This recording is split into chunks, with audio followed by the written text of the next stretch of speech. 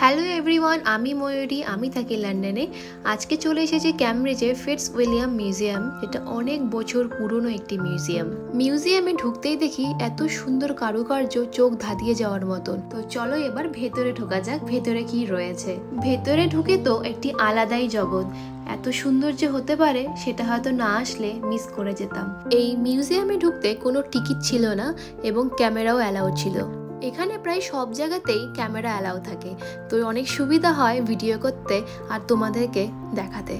ভেতরে ছিল অনেক রকমের পেন্টিং, রেনেসাঁ, যেগুলো আমরা ইতিহাসে পড়েছি তাদের পেন্টিং থেকে শুরু করে মুদ্রা, তারা কি মুদ্রা ইউজ করতো, আরও অনেক রকমের জিনিস এখানে আমরা দেখতে পাই। ইংল্যান্ডের প্রাচীনতম শহর ক্যামব্রিজ, যেখানে রয়েছে হাজারো ইতিহাস। ভেতরে পরিবেশ ছিল ভারী শান্ত, কোনো হুড়োহুড়ি নেই, পিসফুল পরিবেশ। দূর থেকে এখানে দেখি যে কাউকে এখানে বেঁধে রাখা হয়েছে, পরে সামনে এসে দেখলাম না, এটা একটা স্ট্যাচু, এটা একটা পেন্টিং। আগেকার দিনে যদি কেউ অন্যায় করতো তাদের জন্য ছিল প্রচুর শাস্তি। পেন্টিংগুলি শুধু সাধারণ পেন্টিং না, তার মধ্যে রয়েছে অনেক ইতিহাস। ইংল্যান্ড হচ্ছে ইতিহাসের ভান্ডার, যেখানে লুকিয়ে রয়েছে হাজারো ইতিহাস।